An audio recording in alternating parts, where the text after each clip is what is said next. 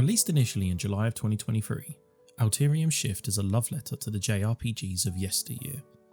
Developed by Drattzy Games, a team of just 2 people, Alterium Shift is still in early access at the time of recording. Alterium Shift's Steam page says that the game was slated to come out of early access at the end of 2023, with the possibility of extending into 2024. Unfortunately, due to some issues with the publisher, the game is currently still in early access. But the question is, did I enjoy what I played?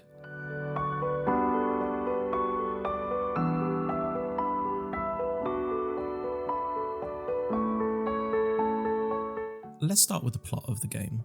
Alterium Shift lets you play through the journey of 3 different heroes, all of which are training under their master Dolion. These heroes each have their own weapons of choice and a personality that is unique to them.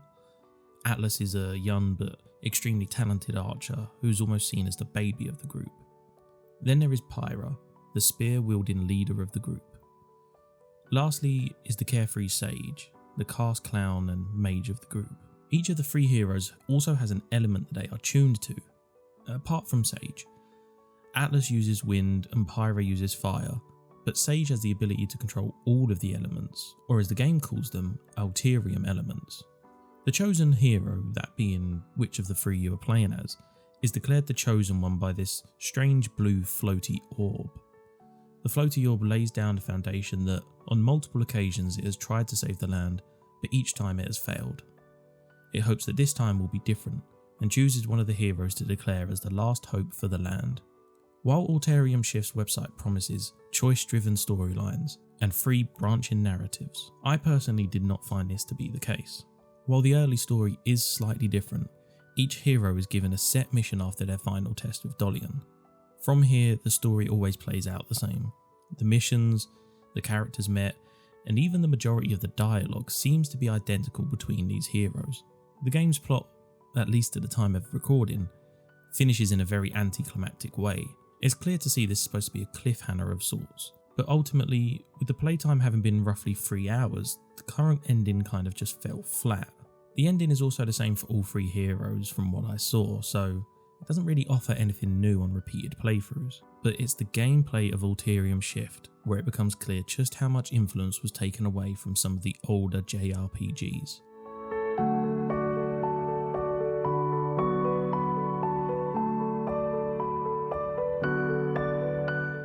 The game plays as a pixelated, isometric RPG in which you control a party of characters. The majority of the gameplay is very standard in the sense that each character has their own equipment and they learn new skills as you level them up. This will be in the form of different abilities, each of which have their own purpose. For example, Atlas gets access to healing spells, while Pyra is much more damage focused. The game does not feature any adjustable stats, which for some may limit the enjoyment they get from playing Alterium Shift. However, for me personally, it reminded me of a simpler time for RPGs and allowed me just to enjoy the ride. I never got to a point where I had too many party members and had to choose who to take, which I honestly expected I would have to do. I was stuck with the same party members for the majority of my playthrough of each character. I was hoping that a lack of choice when it comes to leveling and choosing stats when you level up would be compensated for by having a larger roster of companions, but sadly this wasn't the case. Gameplay wise, Alterium Shift does not do anything groundbreaking, and very heavily leans on the nostalgia value. The battle system is very typical of older JRPGs the game is mimicking, but it is worth noting that as of recording, the game does have an improved battle system in beta, but I've personally not yet played with this. Traversal around the world is fairly standard, and also features that strange overworld map with gigantic character sprites. The one interesting feature is, during a section of the world which is entirely desert, characters can faint if they are exposed to heat for too long. This could have been an irritating feature, but the game does have a way to combat this. The more tiresome solution is to eat these fruits called prickly pears, which essentially cool the character down and allow you to continue travelling. These are very far and few between though, and I don't know if you could get across the entire desert area with just that. The game very much wants you to complete the quest regarding obtaining a bird called a shobi, which you then ride around the whole desert without getting sunstroke. The quest is a little tiresome and involves just talking to basically everyone in the village, and also strangely venturing into the desert to obtain the prickly pears for a villager. The gameplay of Alterium Shift also involves an interesting mechanic in which every hero has an ability they can use in the world. Pyra has the ability to smash boulders and clear paths, and Atlas has the ability to shoot arrows at switches to open gates and the like. The annoying thing is that when you play as Atlas, Pyra is in your group, but you can't use her ability, and vice versa. I don't understand why this is the case, but it ultimately leads the player to replaying the game as other characters to open paths in their playthrough. I honestly did not chop and change between the characters to do this because it also involves attuning yourself to these things called Alterium nodes to change the colour of the node, which opens certain gates in the world. There are puzzle elements in the world outside of the main villages, and these give you gold, items such as potions or maybe even equipment, but it never felt worthwhile enough to go through the trouble of solving that puzzle just to get a potion that heals 60% of my HP. In my opinion, puzzles like this should reward the player with good equipment or crazy items that could even turn the tide of a battle. To make me want to solve more of these puzzles, they have to be worthwhile. And honestly, the combat of the game is not that hard. I don't think I died a single time while playing each of the 3 character lines.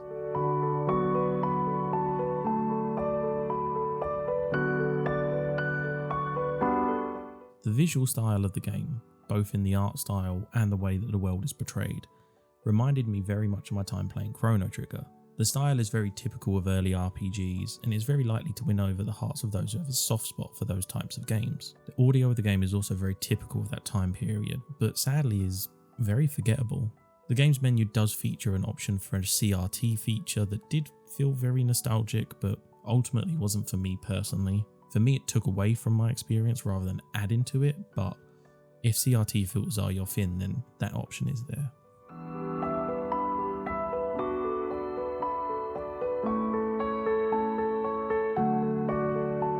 Ultimately, Alterium Shift is going to appeal to a very select type of gamer. Those who are yearning for a new Chrono Trigger or Breath of Fire will absolutely love Alterium Shift, but unless you're a die-hard old-school JRPG fan, I'm not sure I can recommend this game to you. You do get 9 hours of gameplay, give or take, but this is spread across 3 different characters and each story doesn't actually vary all that much, at least not in my experience. Now, it is worth noting that on the 1st of August this year, Drattzy Games released a press release stating that they had cut ties with their publisher, and according to the game's Steam page, Alterium Shift will now be self-published. This has put a dent into the development of the game, and the developers say this is part of the reason that the development is behind. Version 1.4 released on August the 22nd of this year, which removed localization for non-English languages and fixed a slew of problems.